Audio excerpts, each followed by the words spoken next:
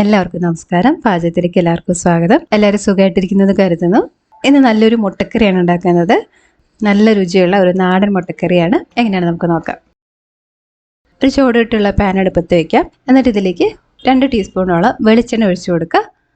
എണ്ണ ചൂടായി കഴിഞ്ഞാൽ ഒരു മുറി തേങ്ങ പൊടിയായിട്ട് ചിരകിയിട്ടുള്ള ചേർത്ത് കൊടുക്കണം. ഇത് നന്നായിട്ടൊന്ന് വറുത്തെടുക്കണം. ഇതിലേക്ക് കുറച്ച് സ്പൈസസും കൂടി ചേർത്ത് കൊടുക്കുക.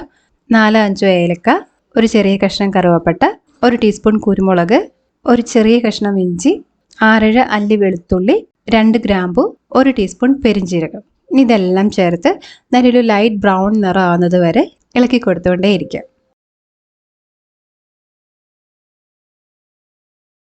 ഇളക്കി ഈ ഒരു കളറിൽ എത്തിയിട്ടുണ്ട്. ഈ ഒരു മൂപ്പത്തി കഴിഞ്ഞാൽ ഫ്ലെയിം ഓഫ് ചെയ്യാം. എന്നിട്ട് ഇതിലേക്ക് കുറച്ച് മസാല പൊടികളോട് ചേർക്കാനുണ്ട്. 1 ടീസ്പൂൺ എരിവുള്ള മുളക് പൊടി, 1 ടേബിൾ സ്പൂൺ മല്ലിപ്പൊടി, 1/2 ടീസ്പൂൺ മഞ്ഞൾപ്പൊടി. ഇത്രയാണ് ഇതിലേക്ക് ചേർക്കുന്നത്. ഈ ഫ്ലെയിം ഓഫ് ചെയ്താലും ഈ തേങ്ങയുടെയും ഈ പാനിൻ്റെയും ഒക്കെ ചൂട് കൊണ്ട് പൊടികൾ മൂത്ത് വന്നോളും.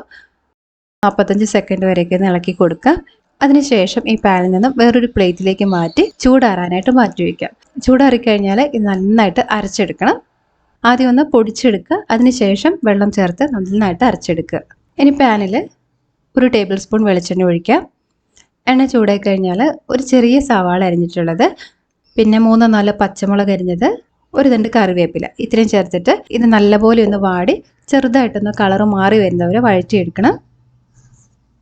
ഈ ഒരു കളറിലായി കഴിഞ്ഞാൽ 1/2 ടീസ്പൂൺ ഇഞ്ചി വെളുത്തുള്ളി പേസ്റ്റ് ചേർത്ത് കൊടുക്കുക. ഇതൊന്ന് മൂപ്പിച്ചെടുക്കുക. ഇനി ഇതിലേക്ക് ഒരു ചെറിയ തക്കാളി അരിഞ്ഞിട്ടുള്ളത് ചേർക്കാം. വലുതാണെങ്കിൽ പകുതി ചേർത്താൽ മതിയാവും. തക്കാളി വെന്ത് ഉടഞ്ഞു വരണമെന്നില്ല, ഒന്ന് ചെറുതായിട്ടൊന്ന് സോഫ്റ്റായി വന്നാൽ മതി. ഈ ഒരു പാകമായി കഴിഞ്ഞാൽ അരച്ച് വെച്ചിട്ടുള്ള തേങ്ങയുടെ കൂട്ട് ചേർത്ത് കൊടുക്കുക. മിക്സർ ജാറിലേക്ക് 2 കപ്പ് വെള്ളം ചേർത്ത് കഴുകി അതും കൂടി ഇതിലേക്ക് ഒഴിച്ചു കൊടുക്കുക. ഈ കറിക്ക് നല്ല കട്ടി ഉണ്ടാവും. അപ്പോൾ അതനുസരിച്ച് നിങ്ങളുടെ ഇഷ്ടം അനുസരിച്ച് വെള്ളം ചേർത്ത് കൊടുത്ത് ആ ഗ്രേവിയുടെ തിക്നെസ് അഡ്ജസ്റ്റ് ചെയ്യാവുന്നതാണ്. ഇനി ഇതൊന്ന് തിളച്ച് വരട്ടെ. ഇതിലേക്ക് ആവശ്യത്തിനുള്ള ഉപ്പും കൂടി ചേർത്ത് കൊടുക്കുക. ഒരു 1.25 ടീസ്പൂണോളം ഉപ്പും ചേർക്കുന്നുണ്ട്.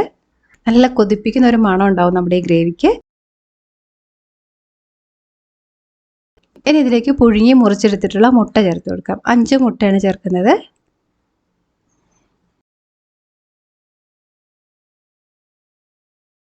ഇനി നിങ്ങൾക്ക് ഇഷ്ടമുണ്ടെങ്കിൽ 1-2 ഉരുളക്കിഴങ്ങ് പുഴുങ്ങിയെടുത്തത് മുറിച്ചതും കൂടി ചേർക്കാവുന്നതാണ്. ഇനി 1 മിനിറ്റ് കൂടി ഒന്ന് തിളപ്പിച്ചെടുക്കാം. അപ്പോൾ ആ മുട്ടയുടെയൊക്കെ ഫ്ലേവർ ഗ്രേവിയിലേക്കും ഗ്രേവിയുടെ ഫ്ലേവർ മുട്ടയിലേക്കും ഉരുളക്കിഴങ്ങിലേക്കും ഒക്കെ പിടിച്ച് കിട്ടിക്കോളും. ഈ സമയത്ത് ടേസ്റ്റ് നോക്കിയിട്ട് ഉപ്പിൻ്റെ അളവൊക്കെ അഡ്ജസ്റ്റ് ചെയ്യുക. ഇനി നമുക്ക് ഫ്ലെയിം ഓഫ് ചെയ്യാം. ഇനി ഇതിന് അല്പം കൂടി ടേസ്റ്റ് കൂട്ടാനായിട്ട് ഉള്ളി താളിച്ച് ചേർക്കുന്നുണ്ട്. പാനിലേക്ക് 2-3 ടീസ്പൂൺ വെളിച്ചെണ്ണ അല്ലെങ്കിൽ നെയ്യ് ഒഴിച്ചു കൊടുക്കുക. 3-4 ചുവന്നുള്ളി അരിഞ്ഞിട്ടുള്ള ചേർത്ത് കൊടുക്കുക. കുറച്ച് കറിവേപ്പിലയും കൂടി ചേർത്ത് ചെറിയൊരു ഗോൾഡൻ കളർ ആകുന്നേരം മൂപ്പിച്ചെടുക്കുക. എണ്ണയുടെ അളവ് കുറയ്ക്കണമെന്നുണ്ടെങ്കിൽ നിങ്ങൾക്ക് ഈ ഒരു സ്റ്റെപ്പ് ഒഴിവാക്കാവുന്നതാണ് കേട്ടോ. ഈ ഒരു പാകം എത്തിക്കഴിഞ്ഞാൽ നമുക്കിത് കറിയിലേക്ക് ഒഴിച്ചു കൊടുക്കാം. ഇതാണ് നമ്മുടെ നാടൻ മുട്ടക്കറി. ചോറിനൊപ്പം വിളമ്പാൻ പറ്റിയ നല്ലൊരു മുട്ടക്കറിയാണ്. അപ്പോൾ നിങ്ങളും ട്രൈ ചെയ്ത് നോക്കണം. ഈ വീഡിയോ നിങ്ങൾക്ക് ഇഷ്ടപ്പെട്ടുവെങ്കിൽ ലൈക്ക് ചെയ്യാൻ മറക്കരുത്. അതുപോലെ ഇതുണ്ടാക്കി നോക്കിയിട്ട് നിങ്ങളുടെ ഫീഡ്ബാക്ക് അറിയിക്കണം.